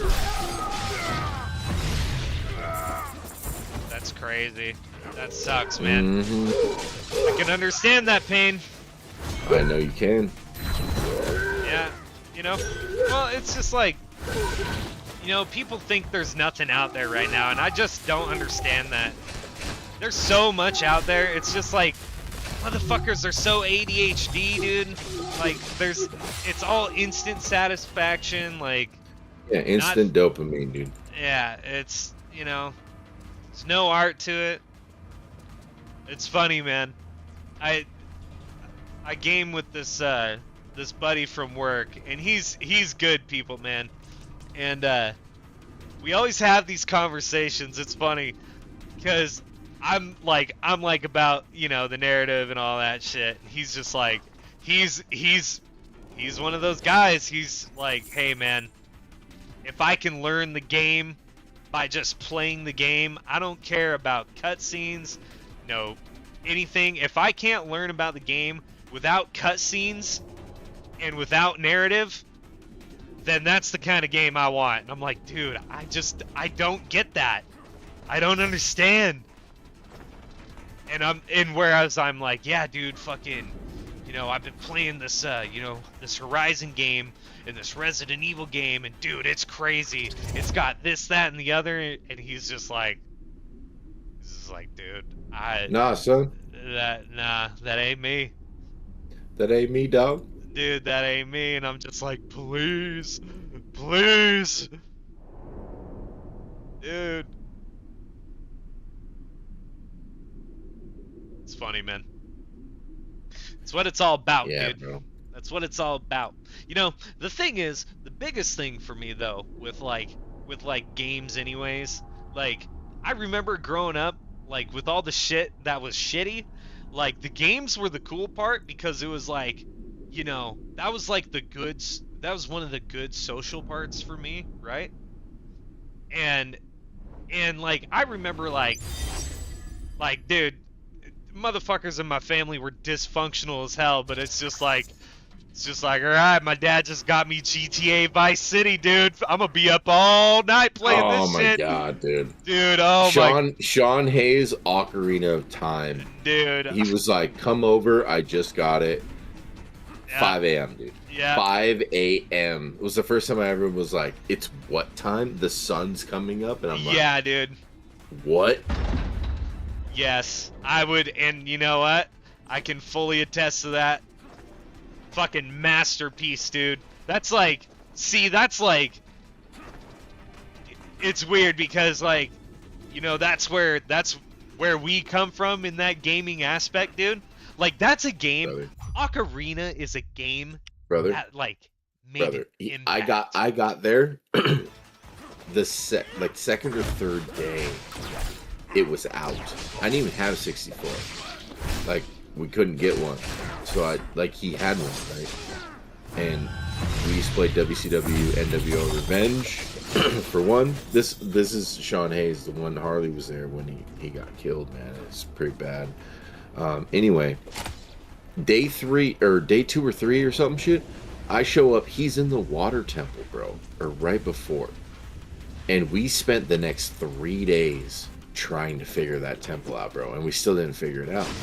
I went home for like 2 days before he's like, yo, this fucking one room. Like, bro, I'll never forget it. It was the first time I ever seen it. And he's in the fucking water temple. And it was impossible, bro. I remember sitting there fucking taking notes. Like, Yeah. Bitch, we've been Dude. here. We've been here. Yeah. Yep, that's one of the most infamous fucking Zelda temples ever, bro. Bro, it was brutal, man. Especially in real time. Yeah. Yep. And then you figure out it's just like, oh, it's one little, like, I think it was like an elevator you had to go under. Yeah, the hook shot elevator in the middle. Yeah. And then, yeah, you had to raise the water and then fall underneath it. No one ever knew. Yep. Yep.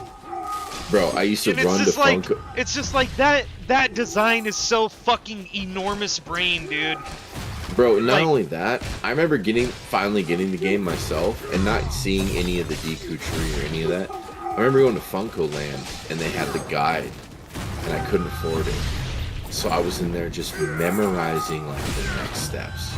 And then I remember being like sitting there for 30 minutes straight just like studying.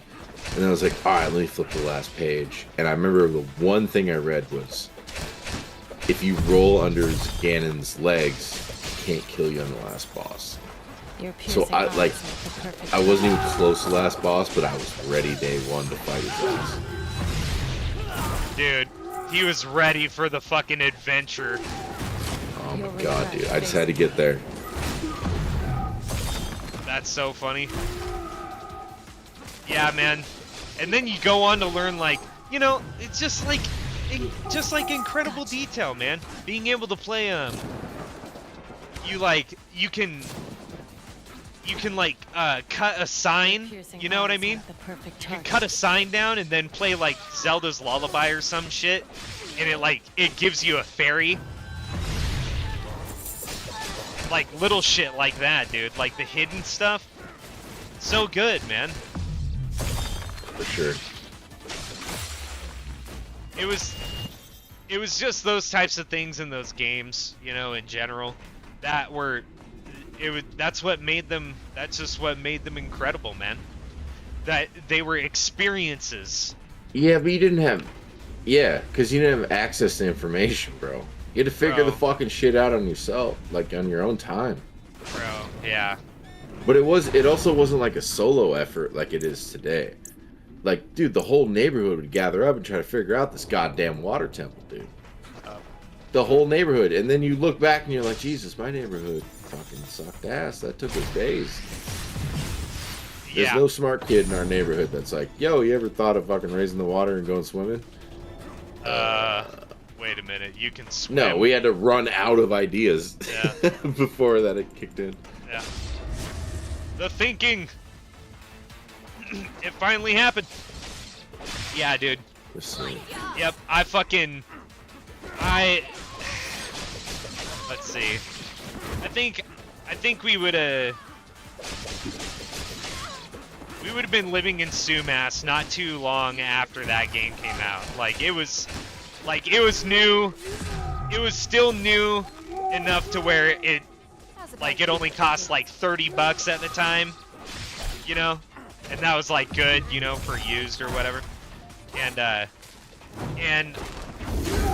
think I got like most of my like strategy from the youth center there when I played Zelda, and like all these, there'd be a couple kids who like knew what they were doing, you know. That's where I first found the N64 version of Zelda, because my mom and I, dude, when I was like, dude, I had to have been like 7 years old. My mom and I beat the fucking original Zelda on the NES. We beat that shit together, dude. So Zelda in particular, like, you know, they're good games, man. That was just revolutionary. You don't see it anymore. And you won't. Dude, that game in Final Fantasy VII. Oh, yeah. That was brutal, man. I remember fucking talking to people in school I'd never heard. I'm like, you play that? How the fuck do you get Cure 2, dude? Oh, you just gotta fucking level it. Huh? For real? How do you Final level it, Fantasy VII, dude. No one could beat it because you had to go to such extreme lengths just to fight Sephiroth, dude. Oh, dude, he was a fucking prick. The fucking Mimic, all of the hidden shit, dude. Bro, gold chocobo to get Knights of the Round, right? So you can go anywhere. And then you have to mime ×8 Knights of the Round with 4 people. And then you just literally sit there in cutscenes for 32 minutes while you kill the end boss. But disc 1, dude, I leveled Eris like fucking crazy. Sephiroth came down and killed her ass. I was so disappointed.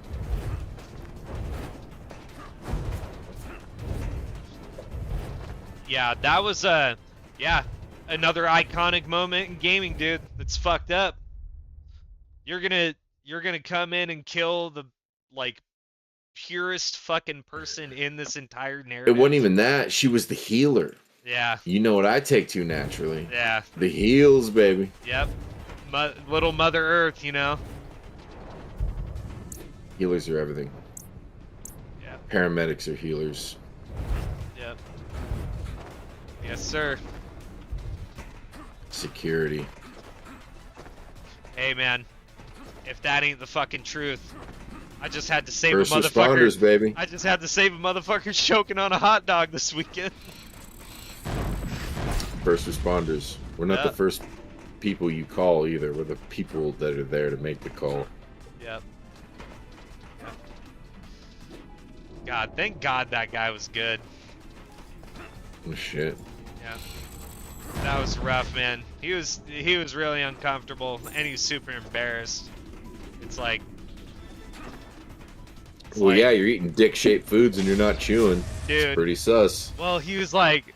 You could tell he was mad self-conscious, dude. You could.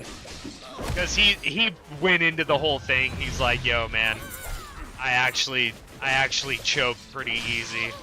I'm like, oh, you got a history of this? He's like, yeah, I used to drag race, and I got in a fucking accident going 120 miles an hour, and he's like, it damaged everything in my chest, so I choked super easy. I'm like, oh shit, man. Well, you know, you might want to at least go see someone, just get checked in on, you know. I'd be like, damn, bro, you lucky popsicles have a stick. That's fucking brutal, dude. That guy was hella vulnerable too.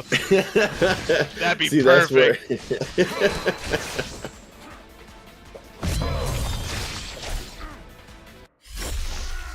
Damn, I'm getting fucked up by this thing, dude.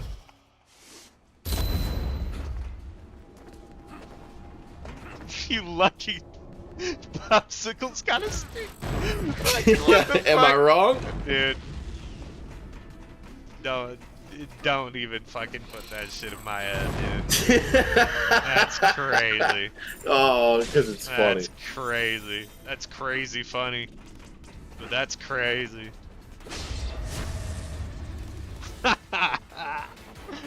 Ah, fuck. Watch, I'll probably see that guy again. Just don't think popsicle. Be like, man, this place is the bomb. Pop. Fuck.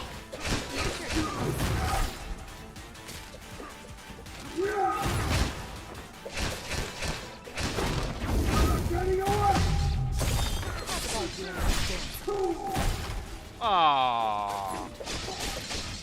Sure took your sweet time. Oh, hell yeah.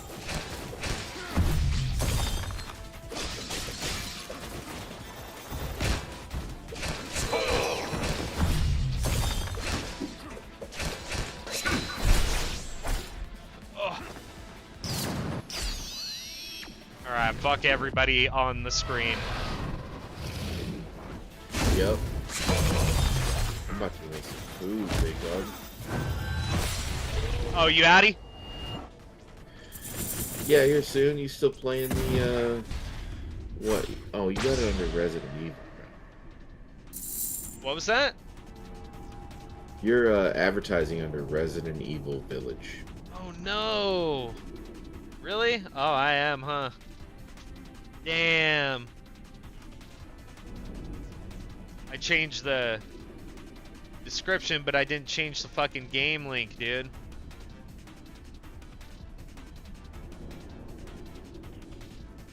That's wild.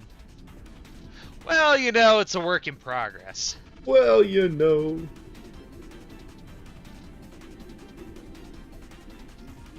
There, now it's got a chapter in it. I can change the game category midstream, but it'll like cut it into chapters, so. Well, It's shit, funny. bro. I appreciate the time, man. I'm gonna go make some food. I'm gonna leave this on. If you're still around when I'm done, bro, I took tomorrow off, so I'll be kicking it. Yeah, I actually I don't work tomorrow either, so. Perfect. Yeah, Well, I'll be in touch then, man. we'll fuck around, see what we get into. Fuck around, find out. That's right.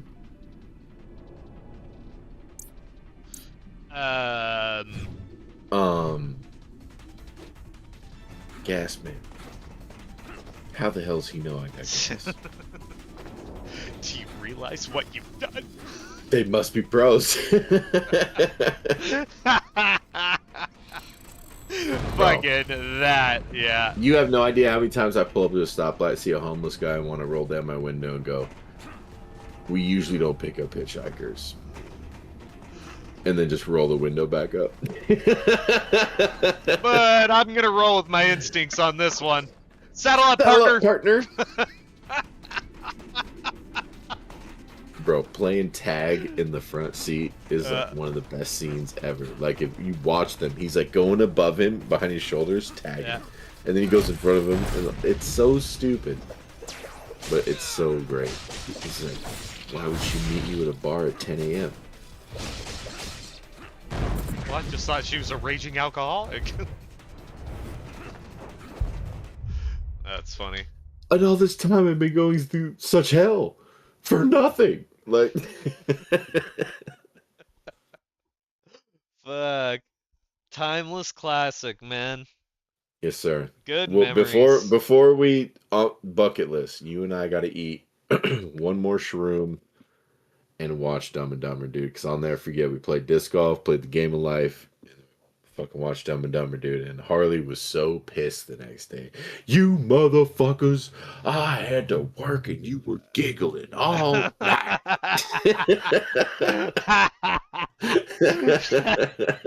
Giggling. That is an Giggling. understatement, dude. Bro, we put the Oh, movie on God. and said, ooh, why you do?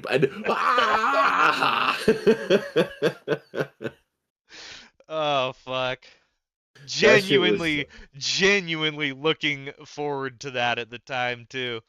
Bro, Genuinely. we played the game of life while Harley sat in his room, and we couldn't play it anymore because life got too real. Dude, we're like, yo, not even movie playing time. not even playing the game by the time we're done with it. Like, dude, I fucking keep forgetting how many Bro. kids I got, dude. Damn. And Oh. we kept spinning the thing in the middle of the thing with gzzz, and we just stared at it like It's like, dude, I feel like this thing doesn't work very good. Like, kept spinning it off the fucking board, and we're like, yo, fuck this, dude. dude, this is Let's watch a way too, movie, this is way too much right now. dude. God. What a bunch of fucking Those, knuckleheads, dude. Ugh. bro, those are Fuck.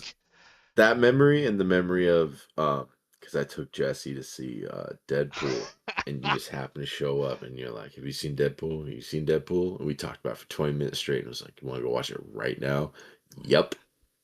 Okay. Yeah, And we right were away. gone, dude. Right We away. were gone Yeah. watching Deadpool. Yeah, that's good times. Laugh the whole time. Oh my god. Laugh the whole entire time.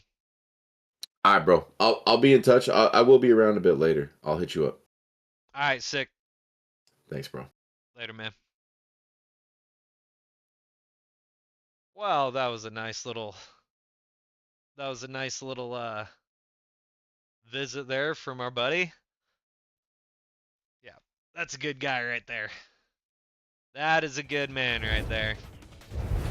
Him and his brother, my best buddies.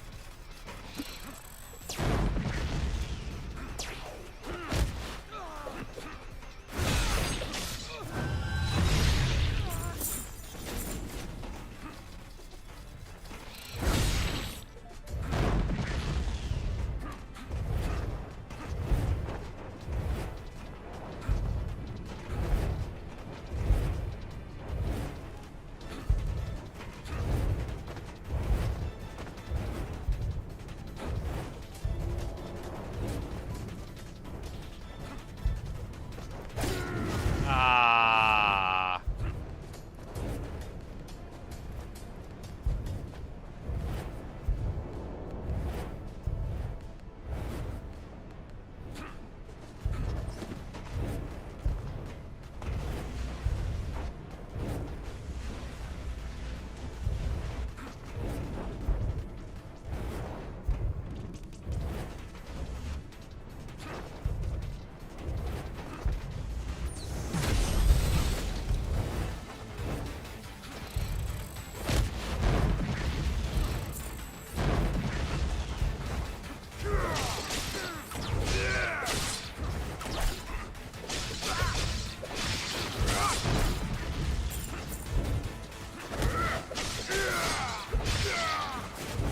You'll regret facing me.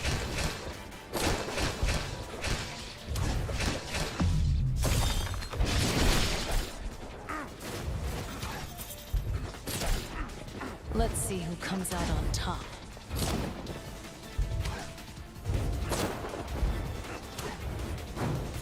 That's it.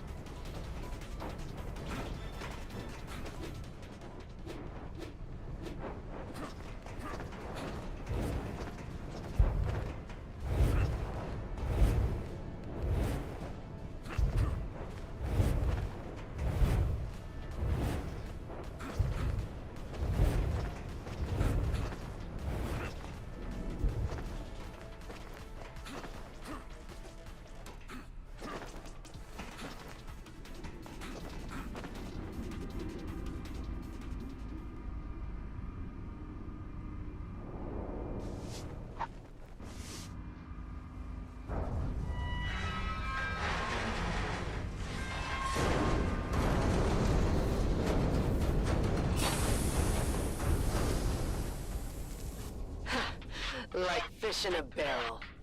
Just surrender already.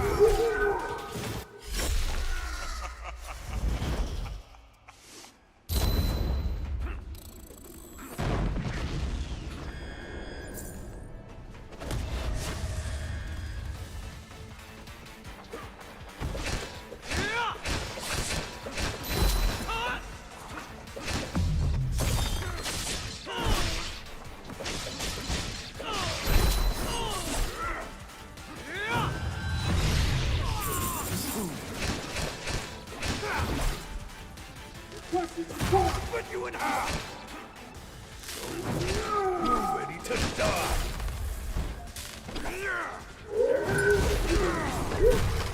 I'll split you in half!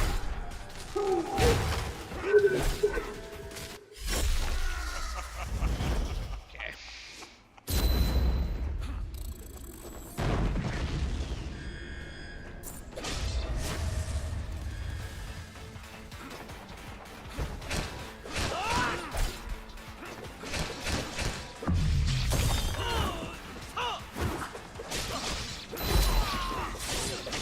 You're ready to die!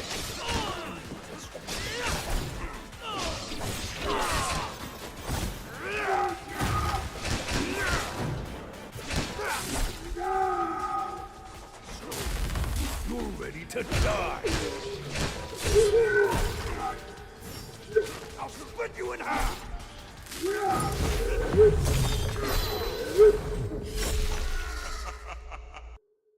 Oh no.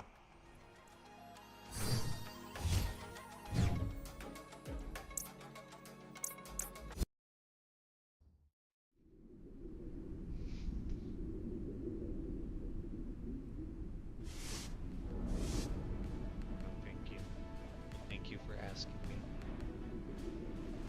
I like being included. No, you don't. No, you don't. No, you don't. Not in that. Actually, you know what? I would, but just like kind of like smaller. I don't need like a super big one. Cool. You can make me 2 of them. I wouldn't complain. Just little ones. Just little ones. Because I don't want a big fat one. Just one. No, I don't want that. No. That's why I said 2 small ones. Yeah, just little ones. Like a snack.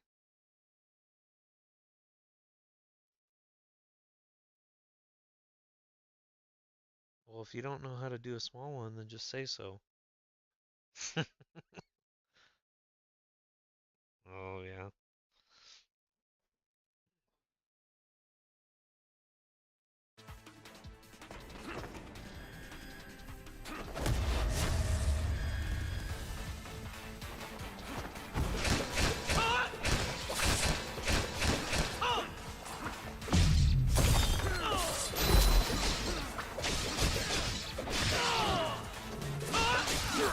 You just sealed your death!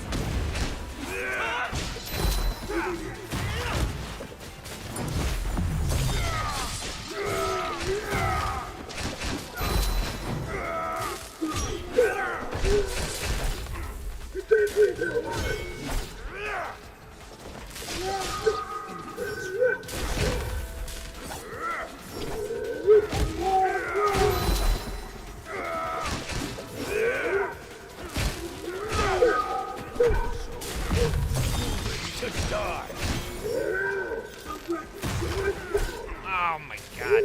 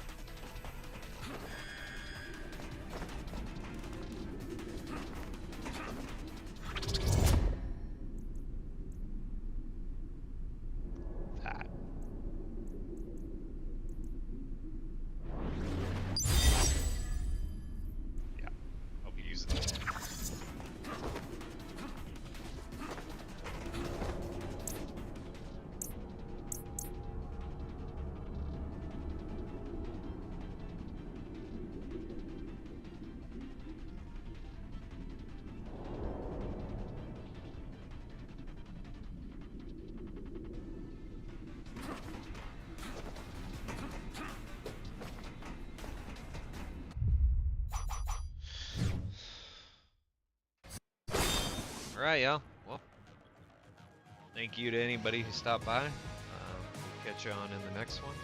Tonight's going to be a little bit shorter one, but